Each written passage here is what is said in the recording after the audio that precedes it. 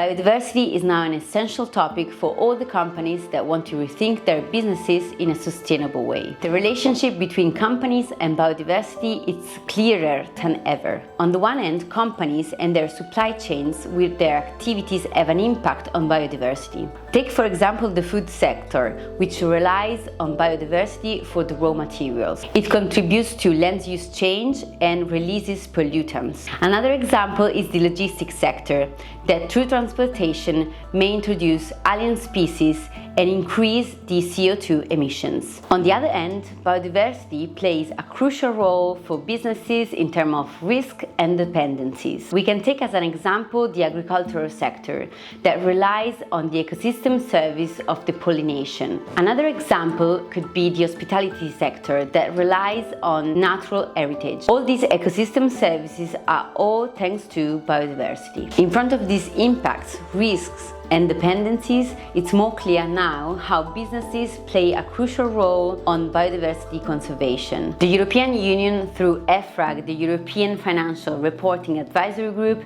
has delivered the new European standard, and in delivering this new standard has included an entire standard on biodiversity and ecosystem, which is the standard E4. Today we explore this standard that guides all the companies that want to monitor, improve, and report about biodiversity.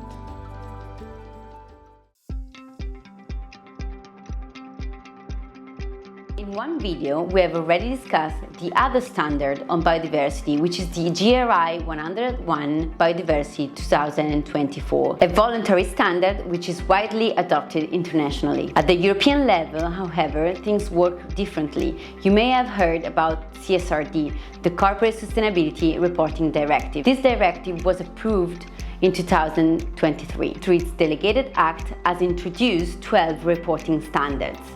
2 general, 5 for environmental, 4 for social, and 1 for governance, reflecting the ESG division. All the companies that are subjected to the CSRD must report through the ESRS standards so that all the reporting initiatives are harmonized in the EU.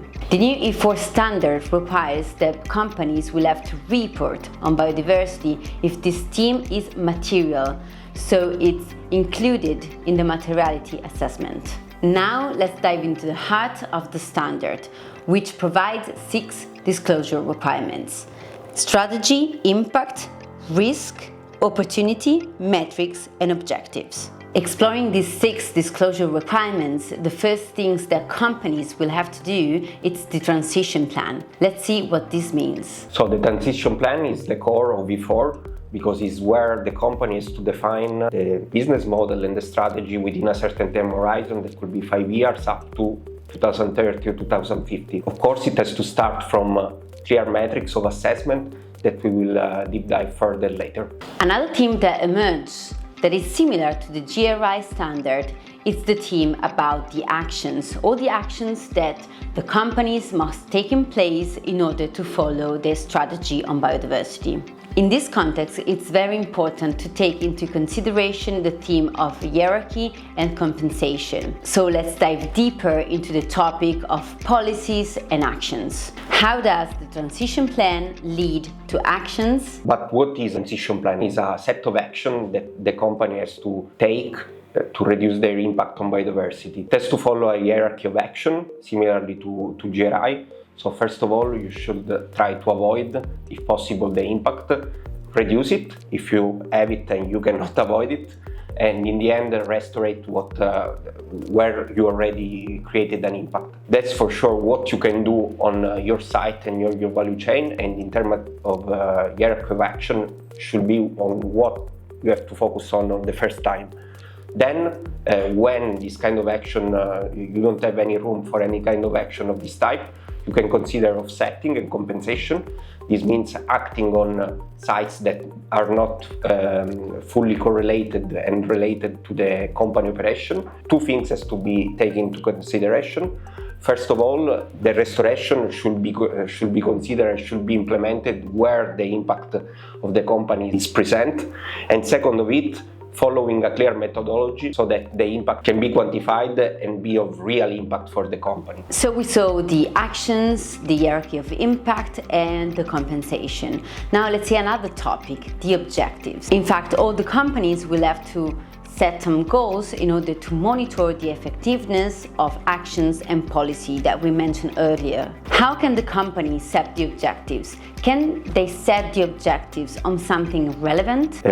Objective is a very important part of E4 and are something that are very peculiar to the single company and the industry in which they work on. The company can base their objective on something that is already present, like the Global Biodiversity Framework, if they want to stand at international level, or for example, nature restoration law that has been recently approved in Europe. In addition to that, of course, they can set a set of targets and objectives that are very peculiar and of particular interest for the company itself. One of the main differences between GRI and ESRS standards is the double materiality. In fact, the ESRS standard takes into consideration not only the impacts of the company on biodiversity, but also the risks and dependencies of the company related to biodiversity. First, let's see how the company will have to report about the impact materiality. So we talk about transition plan, actions and objectives, but in the end, the first thing that a company should do is assess their impact. To do that, it's important to consider two things: where the impact is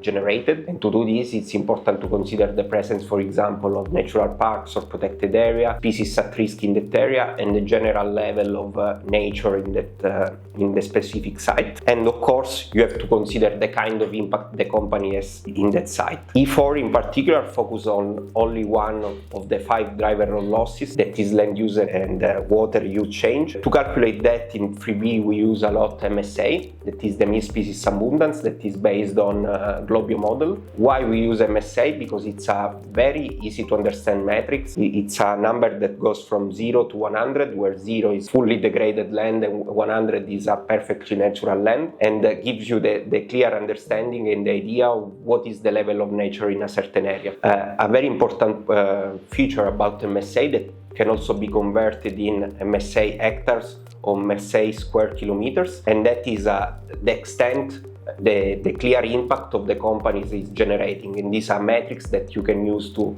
for example, have a benchmark with other companies, considering the MSA hectares for euros of revenues or MSA for unit of product output. MSA is just one of the metrics that, of course, the company can use to measure their impact. E4 is not giving clear guidance on which metrics to use, except from some very general metrics like the percentage of natural areas. Double materiality also required to take into consideration the financial materiality, so all the environmental risks that can have an economic and financial impact on the business activities. So we talk about impacts, but it's also very important to consider the dependencies of the company, so the natural assets that can sustain the company for the long term. These dependencies are strictly related to the kind of activity the company has in place. We can use a model like Encore to understand which are the kind of natural assets that are strictly important for that kind of activity. And in a second place, we can consider how much risk of losing that natural asset is present site by site. Okay, I can provide you an example for an infrastructure company. For example, it's very important to have a certain stability from a geological point of view, but also a very low number or a very low high resilience to extreme events. So what a company can do is to assess the level of risk for each of their sites and start for action for protection of biodiversity, but also to prevent and reduce the impact of these high risk events in the sites that have more risk before going to the ones that have lower risk. So we have analyzed so far the ESRS E4 standard, and we saw the transition plan, the policies, the objectives, the metrics, and also the compensation. So at the end, we saw the double materiality approach, which take into consideration also the economic and the financial risks related to biodiversity. This shows us how complicated could be the relationship between businesses and biodiversity.